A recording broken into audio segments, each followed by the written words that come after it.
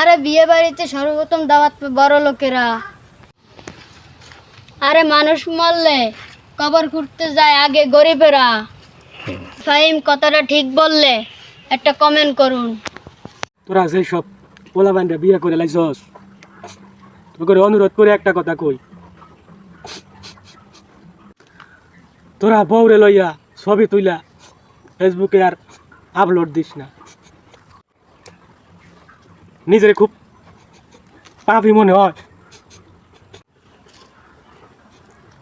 এমন পাপি মনে হয় নিজের নিজে, যেমন শাকিব খানের গান কত আর হুনন যায়।